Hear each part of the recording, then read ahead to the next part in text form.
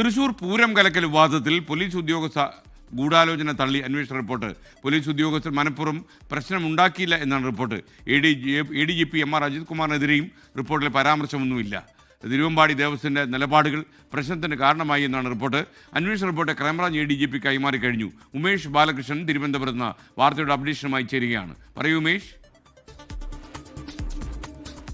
എന്തായാലും ക്രൈംബ്രാഞ്ച് റിപ്പോർട്ടാണ് ഇപ്പോൾ സമർപ്പിച്ചിരിക്കുന്നത്. ത്രിതല അന്വേഷണം പ്രഖ്യാപിച്ചതിൽ ക്രൈംബ്രാഞ്ച് റിപ്പോർട്ട് 16 മാസം പൂർത്തിയാകുമ്പോഴാണ് റിപ്പോർട്ട് സമർപ്പിക്കുന്നത്. ഈ റിപ്പോർട്ടിൽ പ്രധാനമായി ദേവസ്വം ബോർഡിനെയാണ് ദേവസ്വത്തെയാണ് കുറ്റപ്പെടുത്തുന്നത്. തിരുവമ്പാടി ദേവസ്വത്തിന്റെ കടുംപിടുത്തമാണ് ഈ പ്രശ്നങ്ങൾക്കെല്ലാം കാരണം.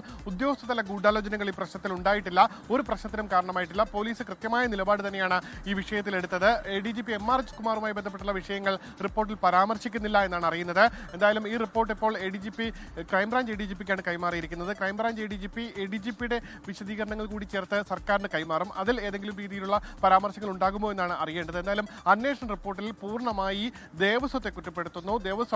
തിരുവമ്പാടി ദേവസ്വത്തിന്റെ ഇടപെടലുകൾ, തിരുവമ്പാടി ദേവസ്വത്തിന്റെ കടുംപിടുത്തം, ഇവയെല്ലാമാണ് ഈ പ്രശ്നങ്ങൾക്കെല്ലാം കാരണമെന്നാണ് ക്രൈംബ്രാഞ്ച് കണ്ടെത്തിയിരിക്കുന്നത്. അതേസമയം ഉദ്യോഗസ്ഥരെ പൂർണ്ണമായി ഈ ഗൂഢാലോചന, നേരത്തെ ഉദ്യോഗസ്ഥതല ഗൂഢാലോചനയുണ്ട് എന്നടക്കം റിപ്പോർട്ടുകൾ ഉണ്ടായിരുന്നു. എന്തായാലും ആ റിപ്പോർട്ട് പൂർണ്ണമായി ക്രൈംബ്രാഞ്ച് തള്ളുകയാണ്.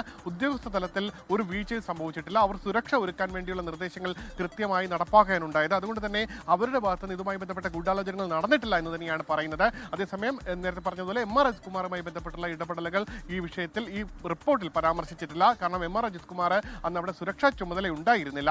അന്ന് അദ്ദേഹം അവിടെ മറ്റൊരു ആവശ്യത്തിന് എത്തിയതാണ്. അതുകൊണ്ട് തന്നെ ഇതുമായി ബന്ധപ്പെട്ട് ഉദ്യോഗസ്ഥതല ഗൂഢാലോചനയുടെ ഭാഗമായിട്ടും മുൻ ക്രമസമാധാന ചുമതലയുള്ള ADGP MR അജിത് കുമാറിന്റെ പേര് റിപ്പോർട്ടിന്റെ ഭാഗമായി വന്നിട്ടില്ല. SK ലോകത്തെവിടെയായാലും ഏത് സമയത്തും 24 വാർത്തകളും ഓഗ്മെന്റഡ് റിയാലിറ്റി പാക്കേജുകളും എക്സ്പ്ലെയിനറുകളും വിശദമായി കാണാൻ ഞങ്ങളുടെ YouTube ചാനൽ നിങ്ങൾക്ക് സബ്സ്ക്രൈബ് ചെയ്യാം.